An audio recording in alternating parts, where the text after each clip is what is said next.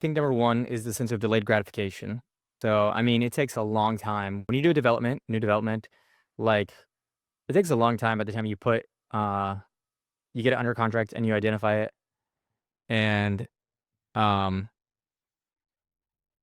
and for you to like actually start even collecting rent on that. So then say with same thing with sports, right? Like you're not going to go in there the first day and like learn how to do the trick or like get your competition. There's gonna be bad days, and there's gonna be days you're discouraged, and like there's gonna be days where it's cold out and the water's rough and it's cloudy and you don't feel like doing it, but you just have to do it anyways, you know? And so that kind of leads into the second part, which is just like trying to there's a book called The Gap and the Gain by Dan Sullivan. I think it's Dan Sullivan. And I think it might even be co-authored with Benjamin Hardy.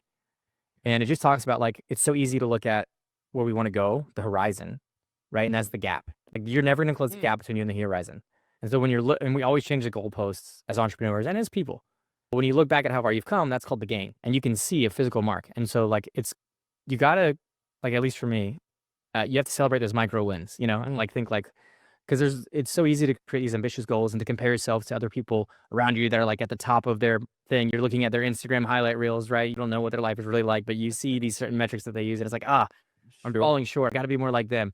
But it's like if you just turn around and look at the gain, like how much progress you've made, maybe a year ago, 2 years ago, 10 years ago, like that's I have to do that to keep my sanity because I get constantly lost in the this negative cycle of comparison otherwise. You can't take the little wins for granted. You know, that it all kind of compounds into the greater picture.